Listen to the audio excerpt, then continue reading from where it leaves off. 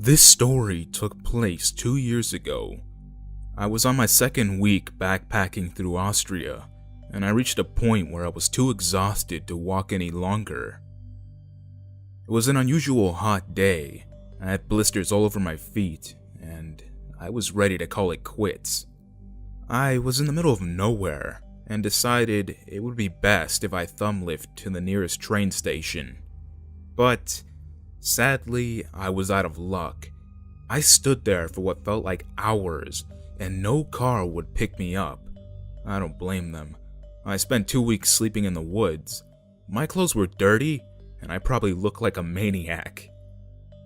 When finally, a truck pulled up. I didn't hesitate to hop inside because I was so thankful to be able to sit down and rest my feet for a while. I asked the driver if he could drop me off at the nearest station so that I could catch a train to Vienna, but he just told me that he was heading back there anyway, and that he could take me there, as long as I didn't mind him making a stop over to load the truck. Of course I didn't, so we drove along. We made some small talk and he seemed to be very polite. It was a pretty enjoyable ride, until we reached the first stop. He loaded his truck while I walked around a bit and bought some water at a gas station nearby. He had offered me drinks a few times along the ride, but I always declined because I just didn't really feel comfortable with that. I got back into the truck and we continued to drive to Vienna. Almost immediately after we took off again, he told me that it wouldn't be a problem for him if I wanted to take some clothes off since it was a hot day. I told him that I was fine, but he brought it up a couple more times.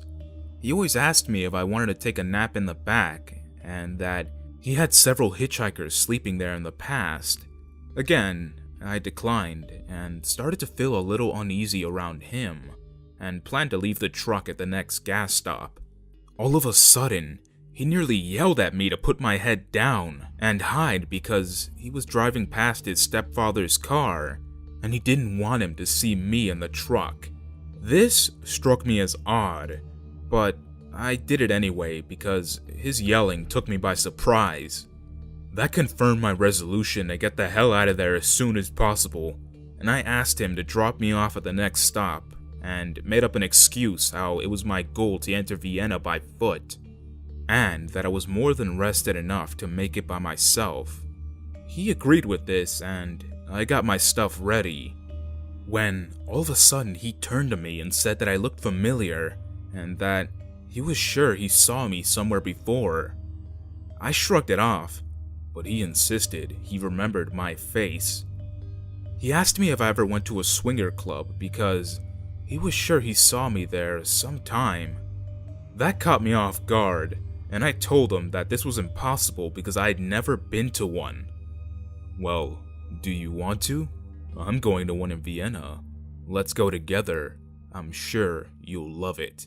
At this point, I really wanted to get off the truck ASAP and told him that I had no intention to come with him and asked him to drop me off now. He didn't answer, but reached into his pants and started masturbating while he drove along. I froze up, clutching my backpack on my lap, and didn't know what to do. I kept thinking that I'd jump off as soon as he stopped anywhere, and I tried to ignore what he was doing since he didn't respond to my plea to let me out. I saw a gas station coming up ahead, and he stopped what he was doing and asked if we could shower together. I figured that with people around, he would be much easier to get rid of, so I told him sure, why not. He pulled up, and as soon as he stopped, I yanked the door open and ran across the parking area of the gas station, hoping that he wouldn't come after me. He didn't, thank God, so I kept running until the station was out of sight and I reached a busy street. Only after my heart stopped racing and I caught my breath that I realized that I had left my shoes at the truck. I walked the last few kilometers barefoot and kept a lookout for the truck until I finally reached Vienna.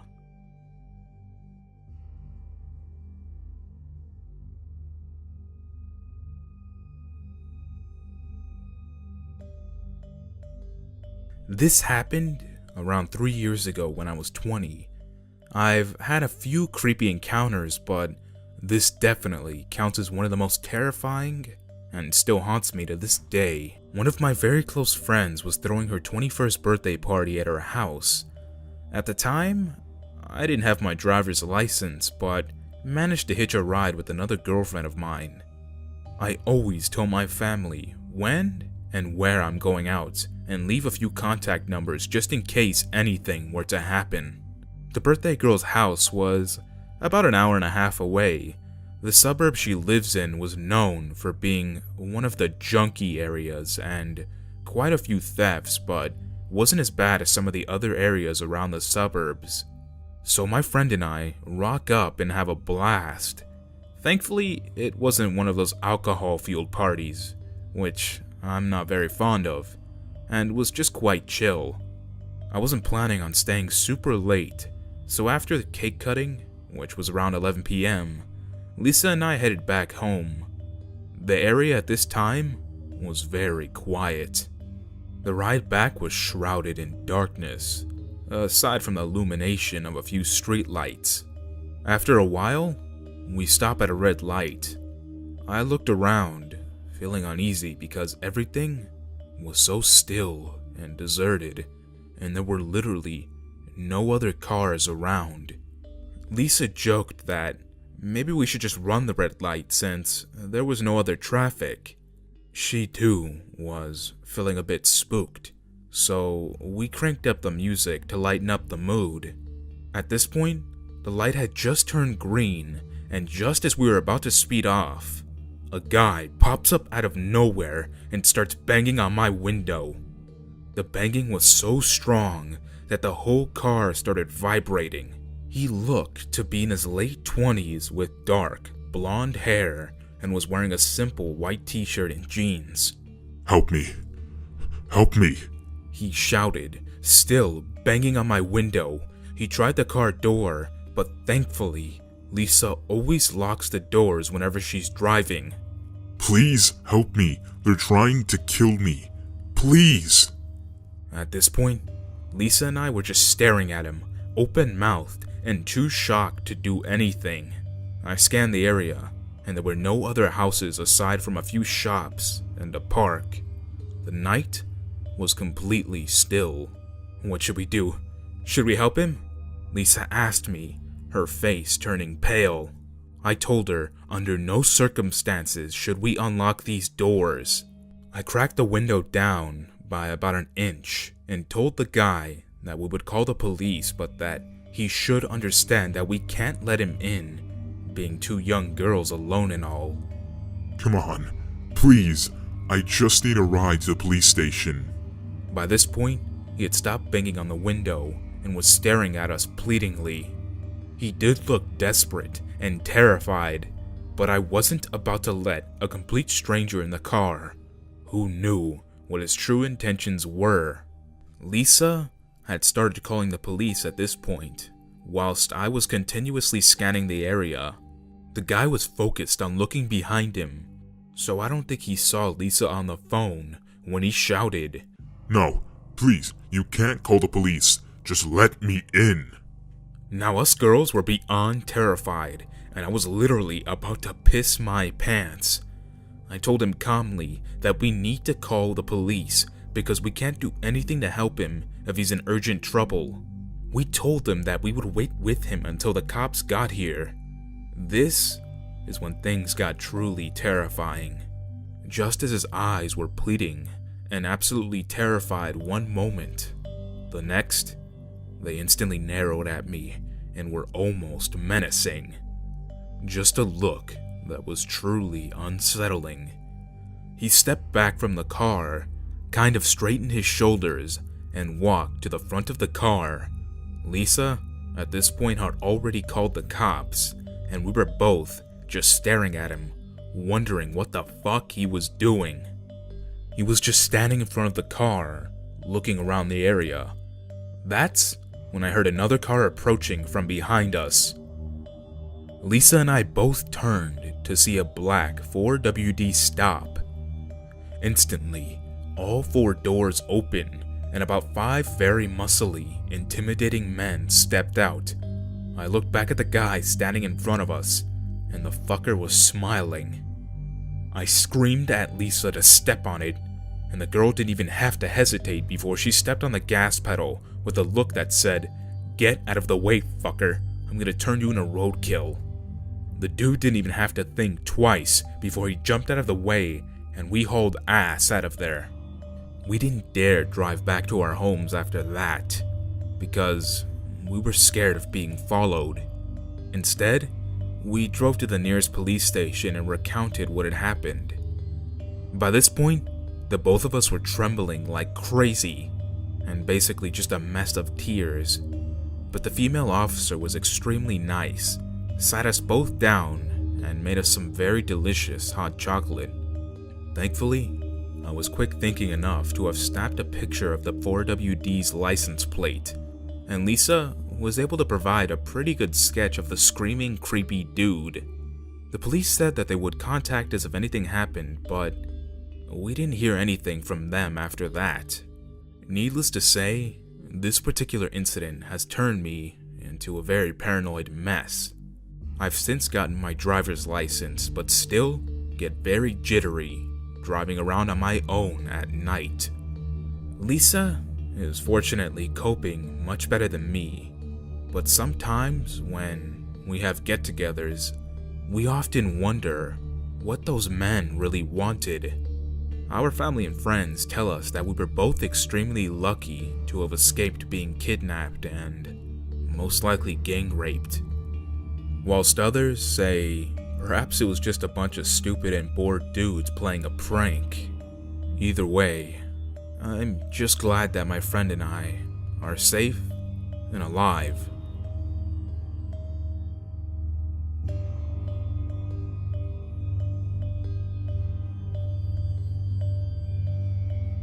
As a young man in the 1970s, my dad hitchhiked all over the US and Canada.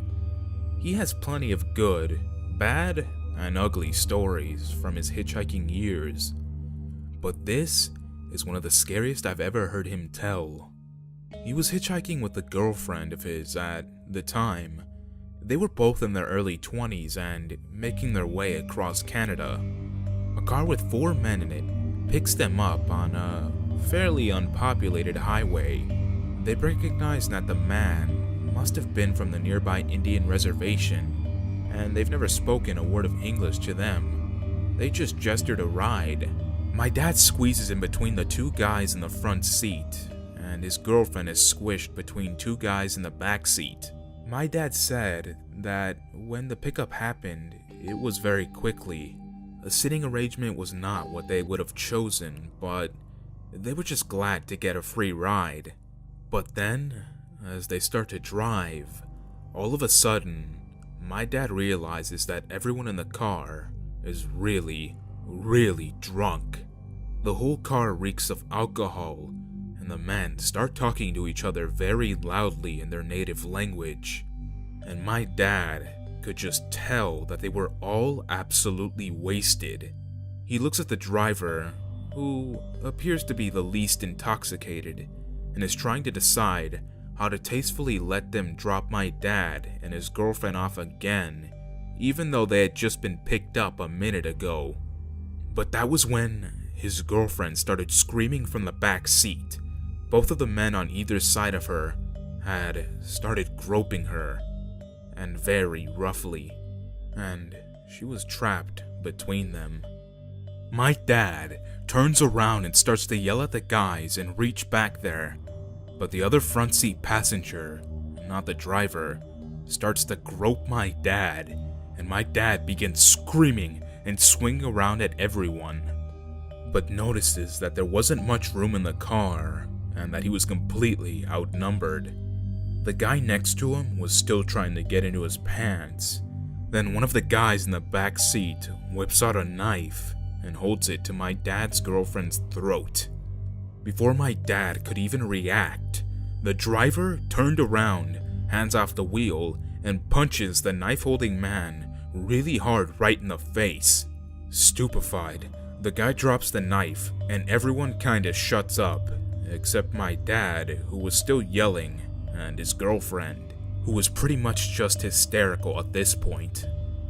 The driver promptly pulls over, and my dad and his girlfriend tumble out of the car shaking, barely managing to get their bags out as well before the car speeds off again. As soon as the car from hell drove off, my dad desperately flagged down the next car to come along and told the driver what had just happened. The driver let them in for a ride and told them that he actually worked at the reservation where those guys clearly lived.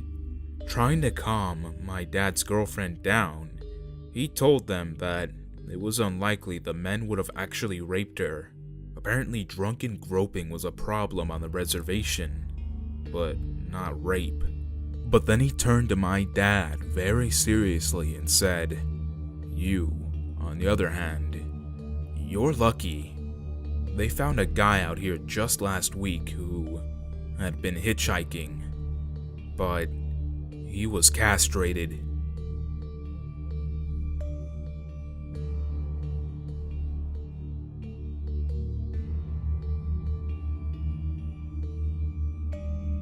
This particular encounter took place about a year and a half ago in my hometown. Quick background, I was 19 years old in a bad relationship with my ex. The reason I mention him at all is because at the time, he was living in a halfway house and I had been hitching rides from the suburbs to downtown because I was fresh out of high school and admittedly an idiot. The first few rides I got were with very kind people. It was the middle of winter, and I barely had to try to find rides because everyone took pity on a small girl walking in the snow. A few couples, but mostly older men, would ask if I needed a lift to the bus stop, and I figured that I was good enough a judge of character to know if they were okay or if I should pass. After a few weeks of this, I was pretty confident and was way too trusting of strangers, and that was when he pulled up. He was in his mid-30s, driving a little white sports car. He wore a striped button-up shirt with coiffed hair and the biggest gray eyes I've ever seen on an adult man. Actually, he was very childlike all around, in gestures and the way he spoke. But it was clear how old he was, except for his weird eyes. So he was a bit off, but I figured he was harmless enough, so I accepted his offer, but only to the bus stop, which was about 10 minutes away. As soon as I sat in his car, he locked the door. Big red flags started to go off, but I tried to remain calm. Right away, he tells me I'm beautiful and that I must be a model. The thing is, I was at the time, so it wasn't that weird, and I thanked him. He then began to tell me that he was in the movie industry and that he could get me a small role out in California. The thing is that he had a Kentucky license plate, and it was generally obvious that he was lying. He asked where I was headed, and I told him I was out to visit my boyfriend. He didn't like this at all. His eyes widened, and he gripped the steering wheel, and his huge grin turned forced. He asked where my boyfriend lived, and I dumbly told him downtown, reminding him though that I only needed a ride to the bus stop. He loosened up his grip and laughed. He said, "What a coincidence. I was just heading downtown myself." And then offered to drive me to my boyfriend's house, or that he could take me out to lunch, then to his place to watch a movie. I had barely spoken to this man, and what I did say was very short, but he invited me on a date so casually when he knew I was going to see my boyfriend in the first place. I had enough and told him that I actually really had to pee, so he could let me out right there, so I could use the Steak and Shake bathroom. He immediately retracted his forward attitude and became really apologetic, which would have been reasonable if he wasn't apologizing while begging me to still let him give me a ride downtown. He promised he wouldn't ask again. He said he just wanted to know me. He swore that he could get me on screen, that he had done it before, and all while he apologized in a strange voice, like the kind you used to talk to an infant. It almost sounded like he was mocking me. None of this was making any sense. Then he put his hand on my leg, high on my leg. At this point, I was done. I was absolutely terrified, and his face was red, and his eyes were nearly popping out of his head, with either anger or fear. I honestly couldn't tell with this man. I unlocked the door and opened it while he was driving, forcing him to put on the brakes. He called after me as I ran into the Steak and Shake a little ways back and asked them if I could hang out for a minute, and that I was hiding from someone. They said if I needed to call the cops to let them know. The man ended up turning around his car and waiting in the parking lot for about 5 minutes. He eventually came in, at which point I ran to the bathroom and hid until a coworker came in to tell me that they had kicked him out and threatened to call the cops. That was the last time I ever hitched a ride. And just a warning to anyone thinking about it. Don't. No matter how brave you are, bad things can still happen. And I consider myself lucky that the guy didn't trick me.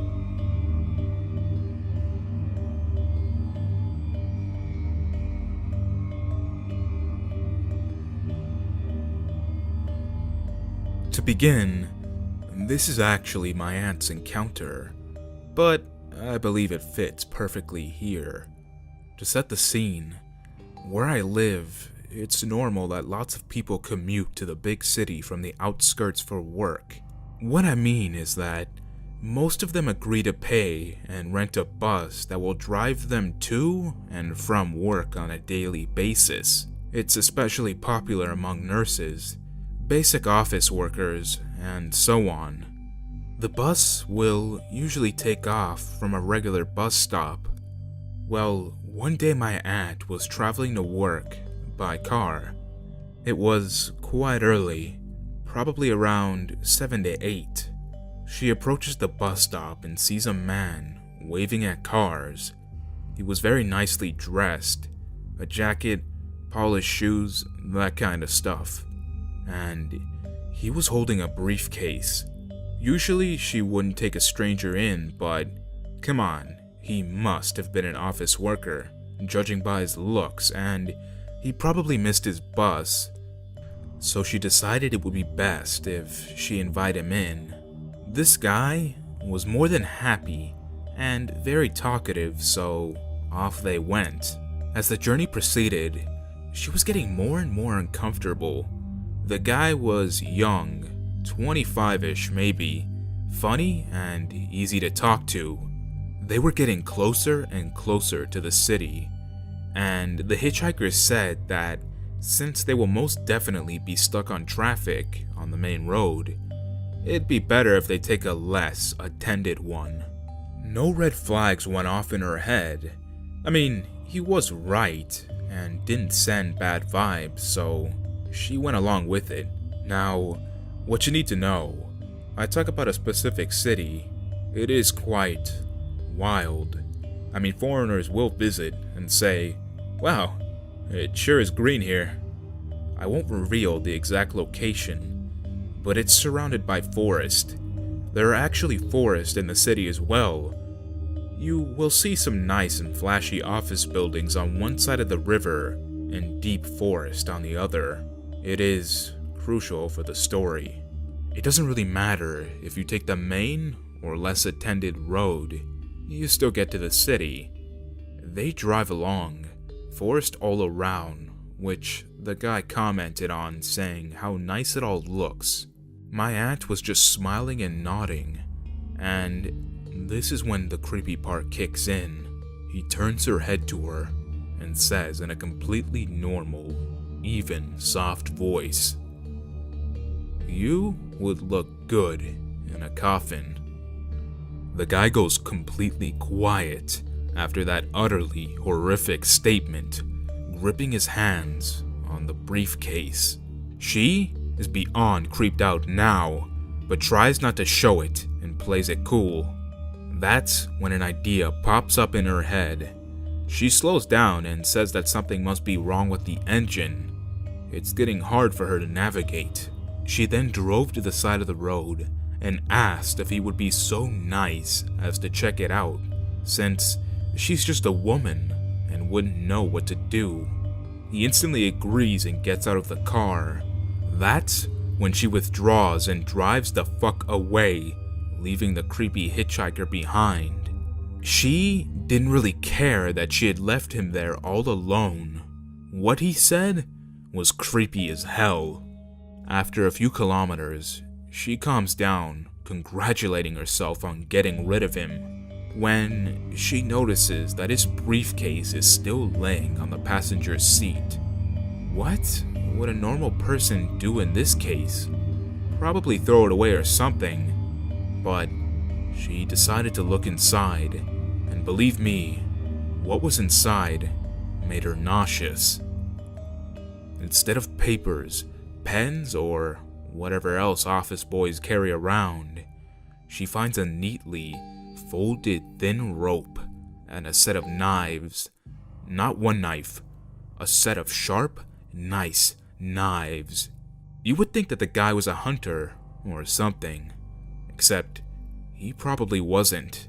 She was freaking out at this point and decides to go to the nearest police station to report what had happened and give them the briefcase. As usual, the police didn't do much. Apparently no one fit the description of the guy, and the original hitchhiker could not be located.